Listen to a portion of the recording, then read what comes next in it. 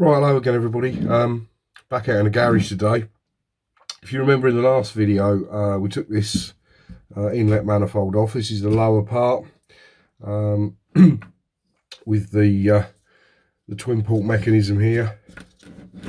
If you look inside, there's a couple of little flaps in here, one in each cylinder, and when we activate that, it closes off the port. Now if you remember, we noticed that some of these, I don't know if you can see it on the video, try and get in a little bit closer, just here,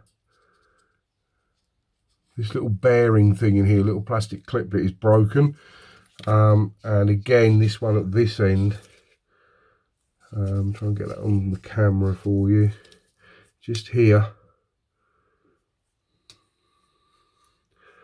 that one's broken as well. There's quite a bit of play in there. So these can't be repaired. So my original idea was to get a second-hand manifold. You can pick them up for about anywhere between 50 and £100. However, having looked at the close-up photographs of these, most of them have got at least one of these little plastic bearing bits broken. So I've had a look at getting a new one. That's more than I paid for the car. You're talking about like 400 quid at least. This vehicle has obviously had a new one on. I did suspect it sometime, or a new second-hand one. It's got some engravings here, which are obviously from the scrappy or the second-hand parts dealer, just to denote that that was one of their parts, so you can't send the old one back and pretend that the one you got was broken.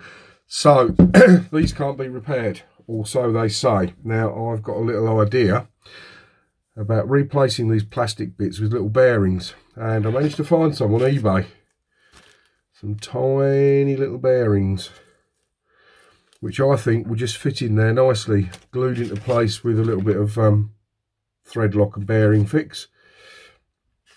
So I was going to bottle it and do one off camera and then go, look how clever I am, I fixed it, but I've decided to carry on and do it live on camera, and if it doesn't work, it doesn't work. So the first thing is to work out how to get this off. Now just here is a little pinch clip thing. I think if we nip that in, probably do it with our fingers actually, maybe not, get a pair of long nose pliers in a minute, that'll pop off. This is the actuator at this end, so there's a vacuum pipe goes on here, and then there's a solenoid valve, electrically controlled valve here. So the ECU, engine management system, engine control unit, sends a signal to this valve and tells it to open and close, and that's open and closed by vacuum. This bit at this end here is the position sensor, so that the engine management unit knows where these valves are, whether they're open, closed, or part way in between. Now that appears in here to have the same sort of bearing thing as these for the valves, for the flaps.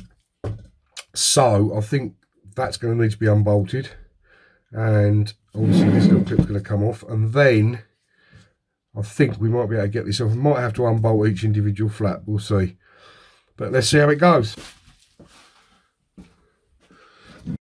Right, so the first thing I'm going to do is try and pop this little actuator lever off of here. And I think if we nip that in, this will probably break, no my luck, with a pair of, no, it's popped out of there nicely. So that's the actuator off. Then we need a tiny Torx bit, possibly that one, looks like it'll do it.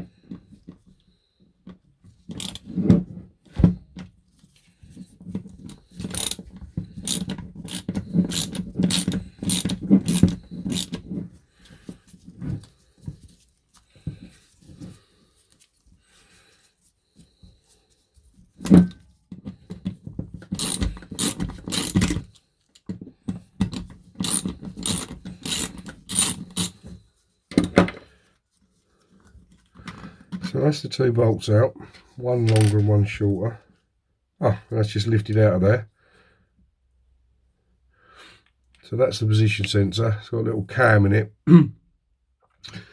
Worrying thing slightly is that moved a little bit when I took it out. So we need to get that back in straight. I might just have to have a look and see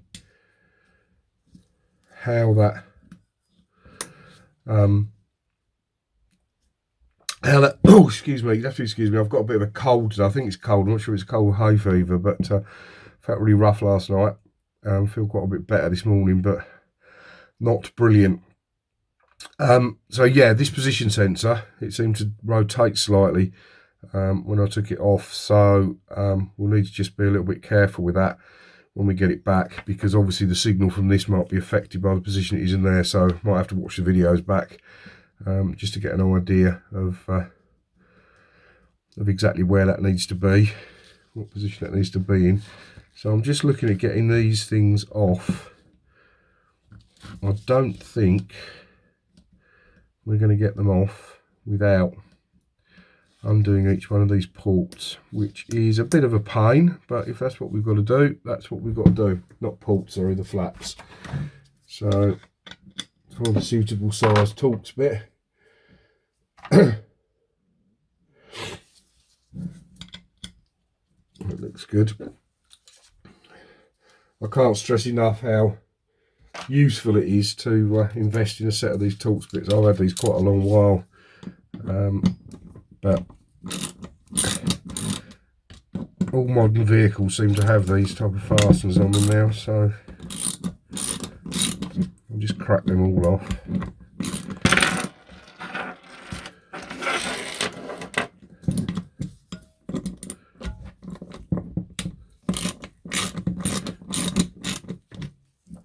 The other thing as well, I forgot to show you, I won't be able to see it now, but this one at this end tends to have, it's got a little bit of a rattle. Now that doesn't sound very loud, but when the manifold's on the bench, it gets a lot louder. So I think there's a possibility that that could be our rattle. If it's not, doing this job is quite good if it works, my little repair, because these fail quite regularly, and I think with those little bearings in, they'll last quite a bit longer.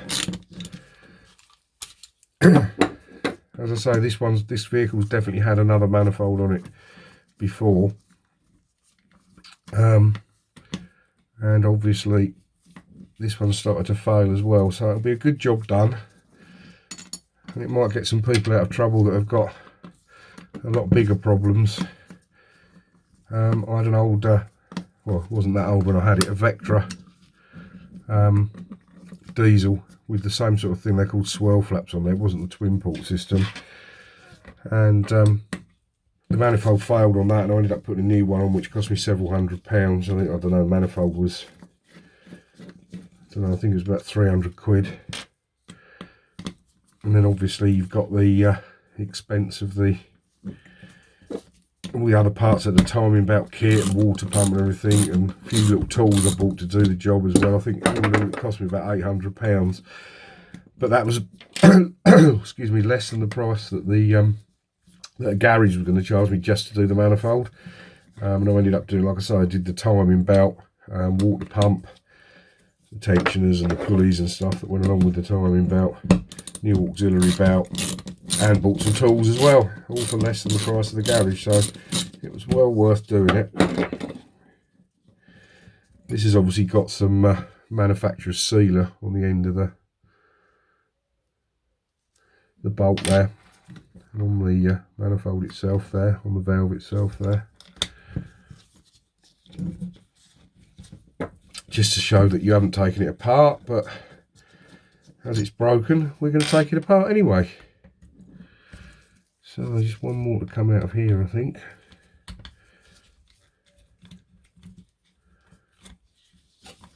And I'm thinking that maybe these flaps should just lift out.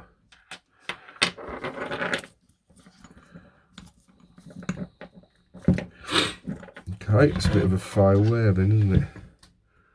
They're not going to just lift out, are they? Because obviously you've got the flap itself in there. I don't know how they come out.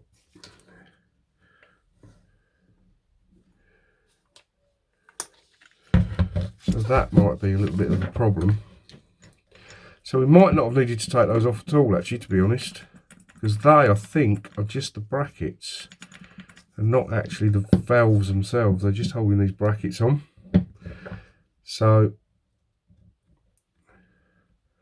what I'm thinking is we might just need to cut the little lugs off. So if you look on, so I'll get it up close enough. Just in there, there's some little lugs on the shaft. That's better, you can see this. So there's two little lugs either side of the shaft. That's what's holding this in from this actuator rod from pulling off. So I think if we just cut those off, because we need to cut those off anyway, we should just be able to pull this rod out. So let's have a go at that.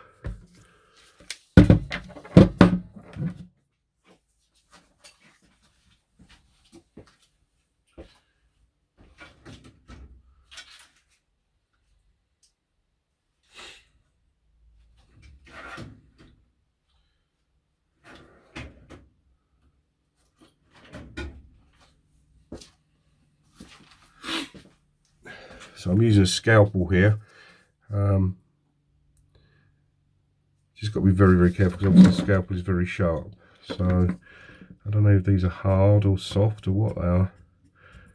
Pretty hard by the looks of it.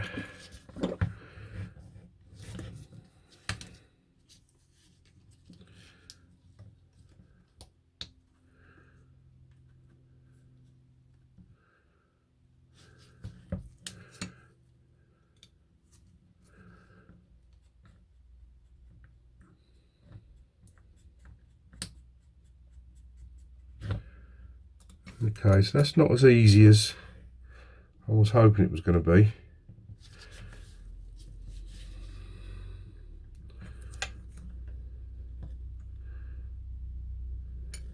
I just can't get that far enough that way to get those little things to line out, unless... No, because the valve ports are fully closed there. Look over that way. What's stopping it going that way? Is it just that? It's just that little spacer, I think. Ha! That's better. Now we can lift this bar off. Look at that. How easy was that in the end? So I need to have taken these bolts out. You live and learn. So we can put those back in, I think. But you can see in there how, especially that one, how it's slightly damaged. The others aren't too bad. That one's definitely worn, that end a little bit, but the worst bit is actually on these little lugs. In fact, that one there's got quite a lot of plastic on it. The good thing is now we've got that off, we can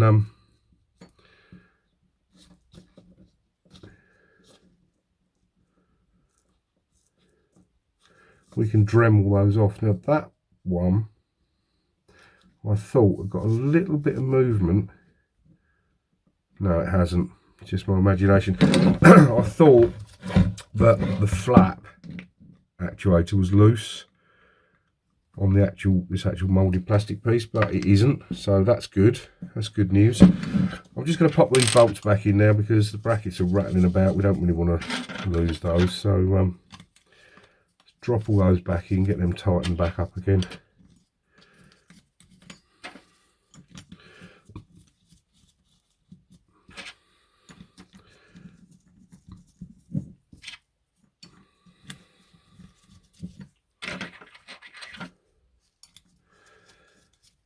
Work that we didn't need to do, but like I say, obviously again there's no service manual or anything for this because it's not a serviceable part, so you just have to sort of take an educated guess as to what needs to come off to get things apart. I took an educated guess and failed on this occasion. It wasn't a big fail. It'd been worse if I'd have had to take some more complex components and stuff off.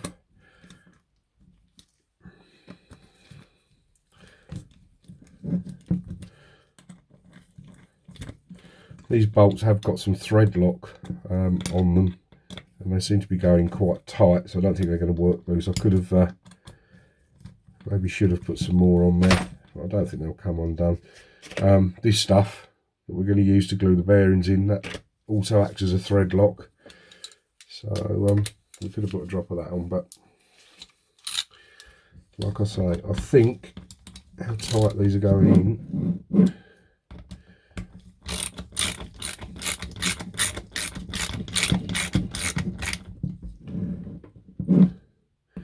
again, no torque wrench settings or anything for this because there aren't any, so you just have to do it up to your judgment.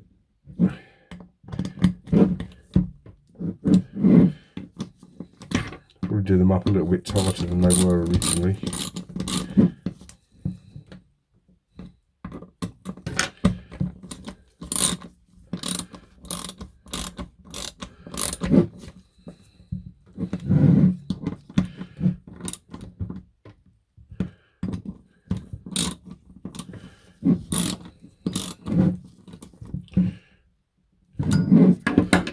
Right, there we go, that's all the brackets back on.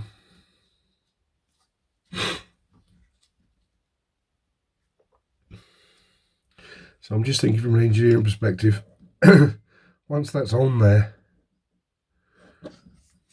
can't go any further than that end stop. It's got a cutout in there, so I guess that, excuse me, I'm losing my voice. So that, yeah, I think that'll be okay. So basically what we've got to do now, we've got to get the Dremel out. I've got to take these little lugs off. We've got the damaged one on there. Let's show you a good one. I think that one's pretty good in there. But if you see some tiny little lugs on the plastic, so we just need to file those off, grind them off to be able to get the bearings in on all four. And then we're going to have to do the same to this. Take these little, so I'm going to lift that up, let you see. So if you look in on there, there's some tiny little lugs on that shaft. Obviously we need to take those off so that will sit in the bearing. The only thing that concerns me with doing this a little bit is the fact that they sort of act as a stop, but I don't know if they are a stop. I think they're probably just to stop that coming off because they line up with those slots. I think they're more to stop it lifting off and falling off than they are to do with stops to stop the travel of movement, because I checked it and they barely touch. You know, when that gets to the end of its travel, that's as far as it can go. So yeah, it's broken. If I break it even more, we'll buy a new one off eBay like we were going to before. We'll give it a whirl. So I've got my trusty Dremel here. This is rather an old one. I'm still getting a new one really. Just hoping I've got something, got a whole selection of stuff there. I've got some more things that came with it. See if there's anything in here that's suitable. Right, I found a little burr there. See if that's good enough to do the job. Right, I think we'll keep it on a fairly low speed. Let's move the manifold out of the way so we don't get it covered in any more dust and grime than we need to. So I'm going to start on the one that's already damaged. See if we can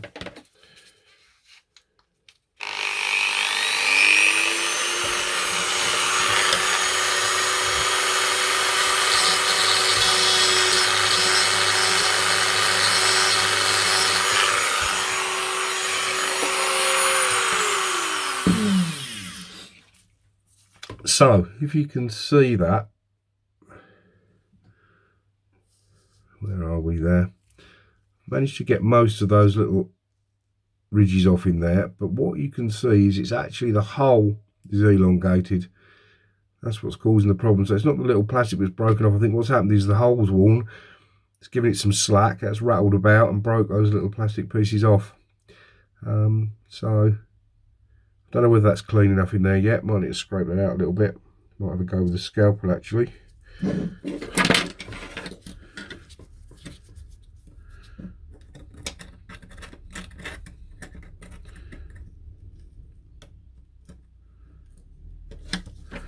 What I'm going to do is I'm going to get one of these tiny bearings out. Managed to find these on eBay. They're actually model car bearings, sort of the professional, well not professional, but people that race them sort of semi-professionally. These tiny little bearings. I measured the hole here. It's an outside diameter of about 8mm, and the inside diameter was I think 5mm thereabouts. So what I'm hoping is we're going to be able to fit. See, that's almost going to drop in there. I just want to take a little bit out. I don't want to lose those. I ordered 5 because I thought it's always good to have a spare. So it's still a little bit tight somewhere. It doesn't want to drop quite in. So we'll take a little bit more out.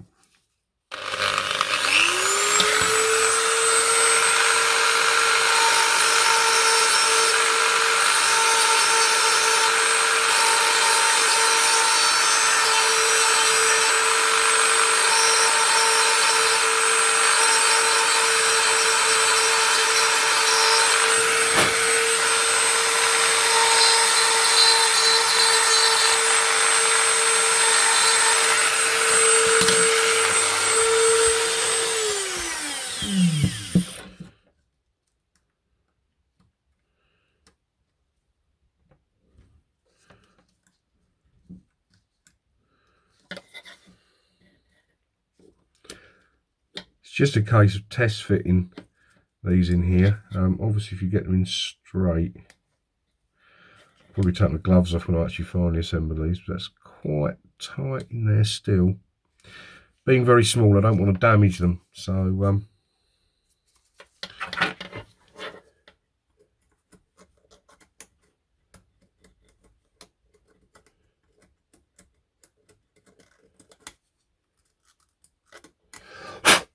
it's quite good actually. Running a scalpel around in there, you can feel where the little high spots are.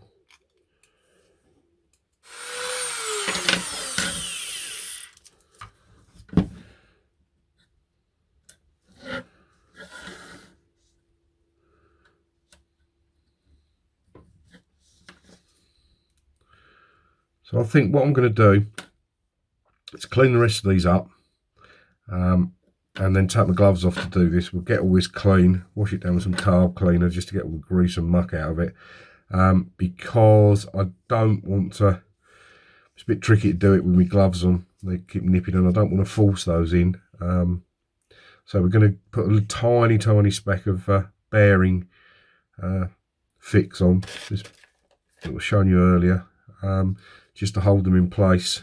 Probably put that with a little cocktail stick, so we'll get to that in a bit. But I think that what I'm going to do is just take the rest of these lugs off and see how we go.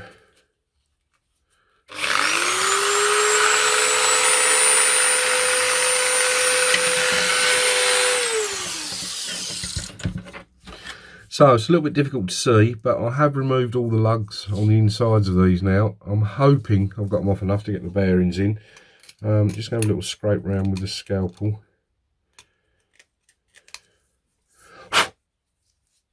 Little bits of swarf and stuff in there off the I've been dremeling away.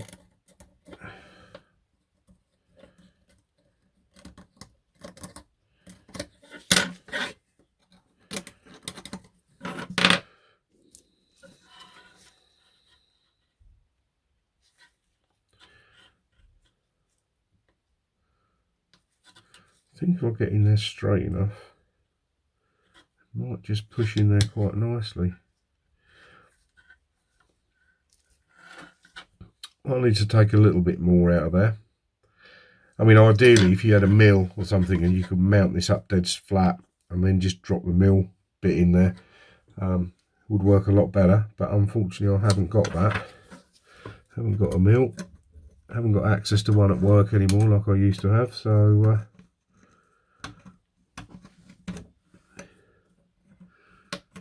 long gone are the days where you used to be able to take stuff into work and get the engineers just to make you up a part, or that one feels really good. That one feels really good. In fact, the ones that weren't damaged seem to be a lot easier. See, that one's just dropped in there beautifully. Absolutely beautiful, that one. That's perfect. Let's try that one. That's how I want them to go in if I can. So I just want a little tad more for that one.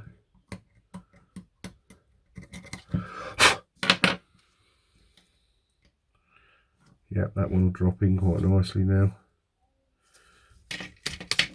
That's a good sign that it's that tight a fit that it won't just pop out. So the 2 middle ones are fine. Let's try this end one, see what's going on with that. That's still a bit tight somewhere.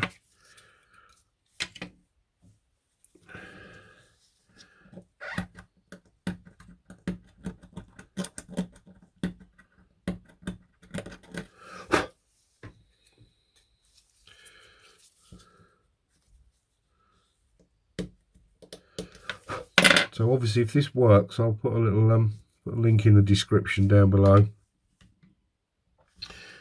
as to where I got these bearings. It was from eBay, so you should be able to get them, but I'll put the details in anyway and the part number.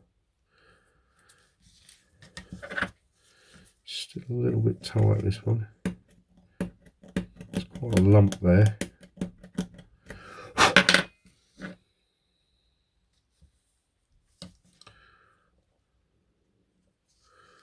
So it might be easy when I've got my gloves off to do this, because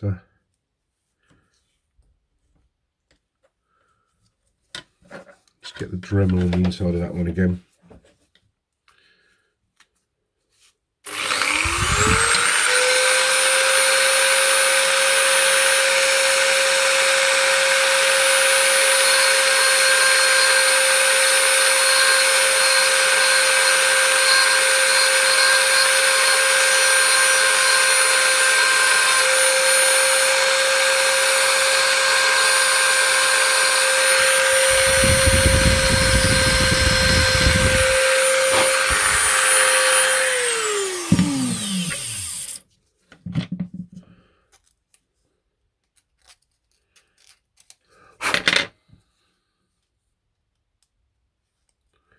Perfect, that's dropped in there nicely. So the only other one was the first one we did, which I think was at this end.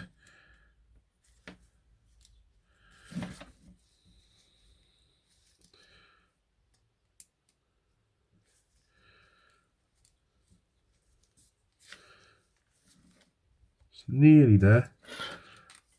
A little bit more work with the Dremel.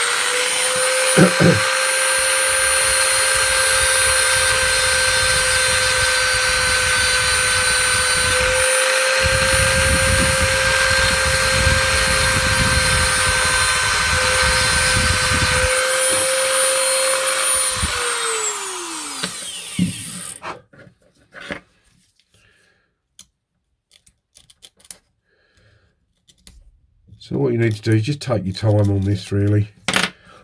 Keep trial fitting it. You don't want to get it in there. That's dropped in perfectly now. In fact, it's probably a little bit looser than the others.